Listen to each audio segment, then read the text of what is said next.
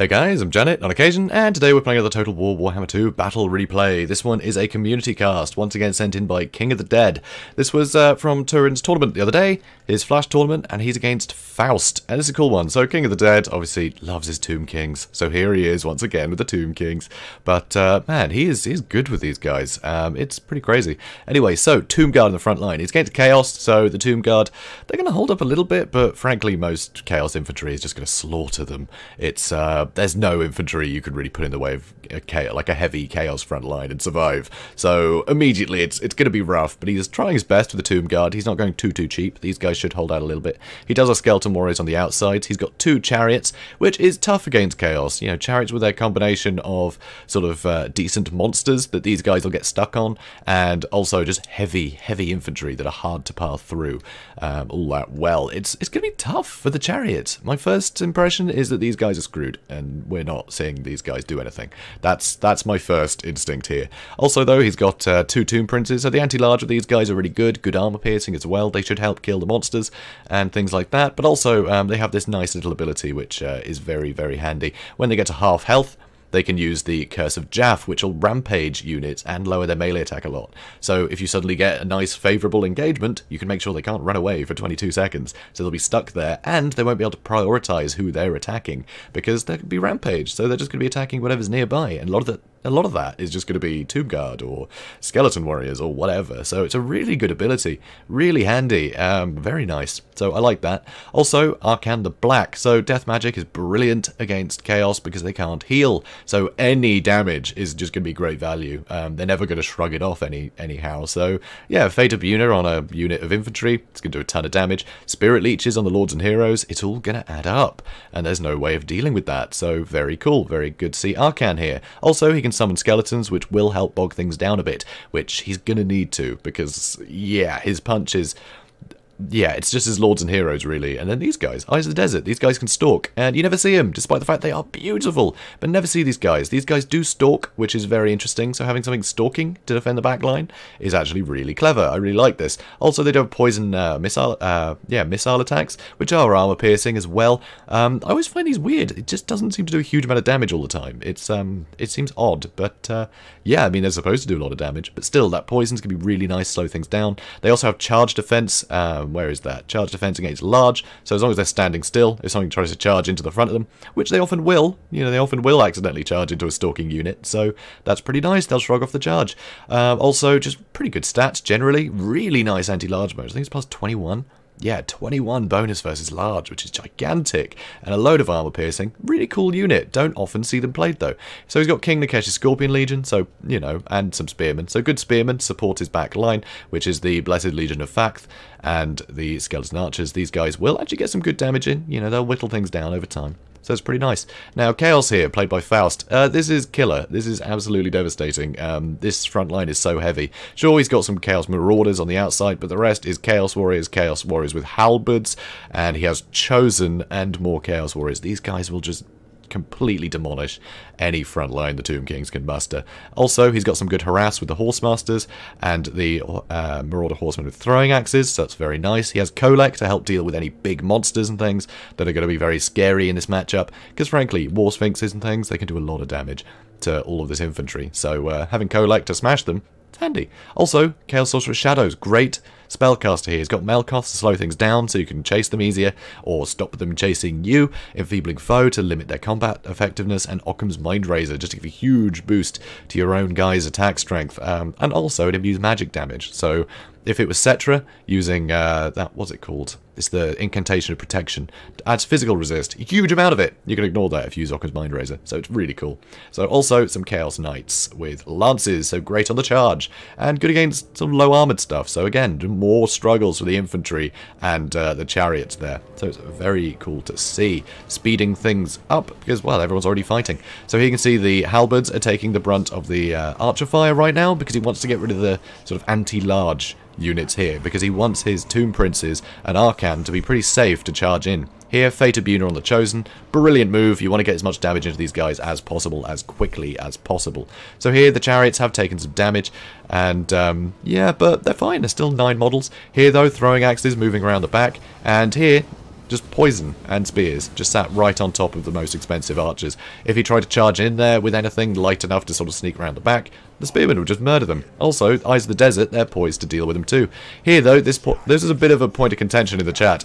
The Chaos Knights charge straight through the Chosen as if the Chosen aren't even there, and get a great charge on the Tomb Guard. And also into the archers a little bit. But beautiful counter, all of the Tomb Princes are running in with their anti-large, Arcan's coming in to help too, and so the Chaos Knights have actually suffered a fair bit out of that in the end, thanks to that nice counter. But there are Marauders in the back line, Spearmen are keeping them wrapped up, but if the Spearmen are wrapped up, it makes the front, the back line a little harder to protect. So you can see the archers are really nice close together. We've got the poison on the King Nakesh's Scorpion Legion, and the Eyes of the Desert poised. There's a lot of stuff here protecting, and it is very nice here.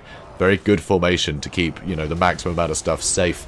So Kolek has run into the front line, but he's being chased down by the Tomb Princes, which he does not want to fight. Sorry, just one Tomb Prince. Another one's over here for some reason. Anyway, Chaos Knight still just pushing through the Chosen into the Tomb Guard to get some good damage in. But here, those Marauder Horsemen got very, very hurt. They got really punished for trying to shut down those archers. That was a bold move trying to send them in there. So, now Ushabti are available. So that is nice. The chariots still at 9 models, amazingly. So they can easily go through the Marauders. This is the one thing they can run through pretty happily. And here, trying to block Kolek so he can wrap these guys up a bit easier. Trying to wrap them up with the Ushabti. And it did slow him down a bit, so it has let these guys run away. And now the Ushabti can run to the back of the Chaos Warriors and actually get some pretty good value with that armor-piercing anti-infantry. But this side has been compromised somewhat, so the Eyes of the Desert have actually been having to run in here to try and stop some of these Marauders and Chaos Warriors. And a Chosen are in here as well. It's not looking great for the Tomb King's front line. These Tomb Guard are nearly dealt with. These Skeleton Warriors are crumbling. How are these ones doing? They're crumbling as well. It's not looking good. So here now you can see the chariots are suffering a bit against Kolek. The chariots are trying to run into the Chosen to try and deal with some of them. Does get a good hit on a few, but these guys have such good mass for infantry. It's scary. So a lot of stuff in the back line now. Tomb Prince trying to stop these Chaos Knights with lances, which is a good call. And I think we're about to see another Fate of Buna to try and shut these guys down. Because frankly, the Chaos Warriors and the Chosen and everything, they're not that quick. So you can outrun them, with the chariots and the archers. You can keep away from them fairly well. But unfortunately, these Chosen have actually reached the archers, which is very strange. Very bizarre they managed to get back there. But anyway, the Chaos Knights are suffering horribly from this. They are really suffering, which is definitely good for, for all of these units that are just horrible at being charged. They will not help. They will not, live being charged all that much. But luckily the Chaos Knight's just so injured now. This is really helping. So King Nakesh's Scorpion Legion, they're still holding strong. They're still doing very well. All the Lords and Heroes been having a bit of a fight. You can see the Tomb Prince and Arcan are both pretty injured, and Kolek is still pretty healthy. But if you can whittle down a lot of this stuff, then it means you can just Spirit Leech Kolek all day. That's the beauty of having Arcan on the field in this matchup. Just Spirit Leeches are amazing. As long as you can keep him safe, he's fine. And Kolek, I don't think, is speed 78, speed 76. Kolek is actually slightly quicker. But luckily, if he's got, his Tomb Princes and things as well, he can intercept and slow down Kolek fairly well. But anyway, the archers are under a lot of pressure. The Marauder Horsemasters did charge in, trying to shut them down, and the Eyes of the Desert have actually switched priority. They are going straight for the Marauder Horsemen to relieve this flank and to deal with the Horsemasters, So over here, Arcan, he's poised. He's not really ready to do anything just yet. All the chariots are charging into the rear of this stuff to try and help break it. Some of the units are very close to breaking, and here's that Spirit Leech on Kolek. So, yep, that's going to be the first of many, I believe. So here, the Eyes of the Desert are now fighting Chosen. They are getting really whittled down now. There's still 9 models, but this isn't great for them. I mean, yeah, they have the anti-infantry, sorry, not anti-infantry, anti-armor, but their attack stats aren't great, They're not brilliant. I mean, 29 melee attack compared to the 60 melee defense is going to be very hard for them to land hits. They really need to make advantage of that anti-large bonus to get good hits on things, and the Chosen just aren't large. So here you can see Kolek is laying the smackdown on Arcan, and that is not a good thing at all. The archers amazingly have managed to run away from the Chosen and get some volleys off, which is brilliant. The Eyes of the Desert have charged into here to try and get those rear charges, try and break some of these units. So the halberds are out now, which is brilliant. Brilliant news. There is another unit though. Oh dear. Anyway, Arcan is really suffering, so here, skeletons are summoned right on top of all of it, which is helping distract Kolek rather nicely. So if Kolek's not whomping on these guys, they can hit him back without any, any recourse, basically. And now everything is collapsing into this group. They're both trying to bog each other's units down, so they can each get hits on the things they want. But here comes that Curse of Jaff. So now, lowered the melee attack, so suddenly Chosen with only 20 melee attack, that's excellent, and Kolek can no longer choose who he's going to attack. Faust has no control over who Kolek is going to prioritize, which means that all of these Tomb Princes can just beat the hell out of him, and he can't really do anything. I mean, he could have killed Arcan by now if he was able to actually target Arcan, but he couldn't. So that was really rough. Kolek has had a terrible day. Now, the Eyes of the Desert, who are really, really struggling, they were able to slow him down a bit and land a hit on him, and that was enough to break him. He will be back, but he is not in a good way at all.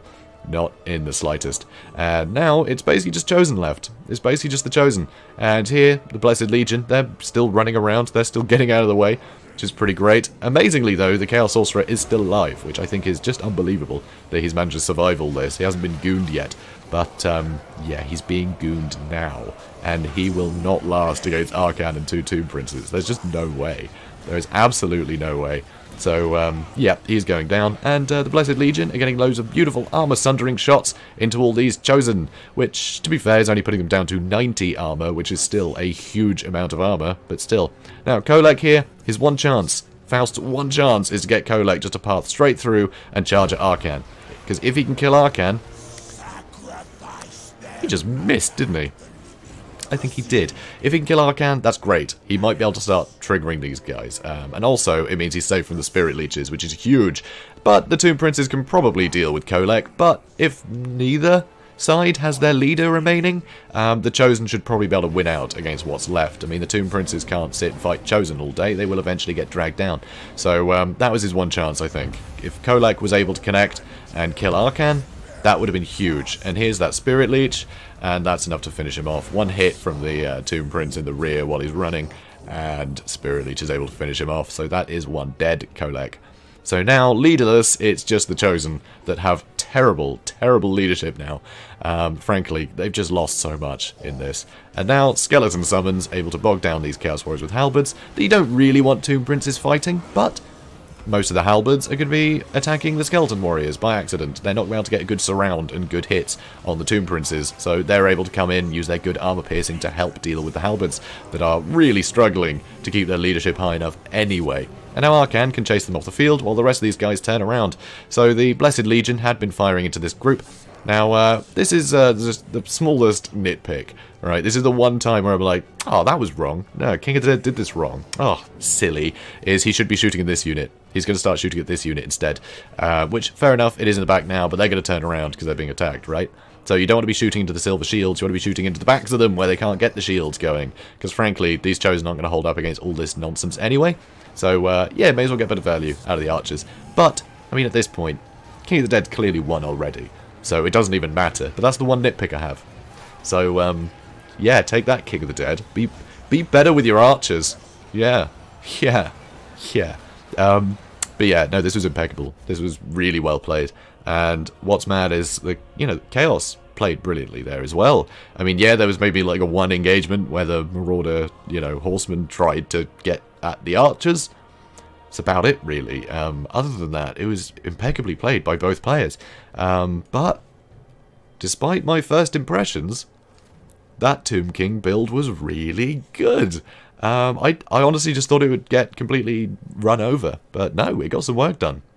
And a lot of that is thanks to the combination of death magic and just a brilliant goon squad with a load of armor-piercing anti-large. And the Curse of Jaff was a beautiful move that just allowed them to just keep hitting Kolek, where Kolek couldn't really do anything in return. It was wonderful. This was beautifully played. Absolutely wonderful. And yeah, look at that. Skeleton Chariots. They actually got some work done. And they're a massive nuisance, frankly. You're constantly trying to chase them down to get rid of them because they're always going to be a nuisance. But, yeah, King of the Dead just didn't let them get caught out properly by anything particularly dangerous. It's only the end when he realised there was nothing but super heavy infantry that he tried to get the rear charge to break them, which did break a couple of units, you know. It did help break a couple.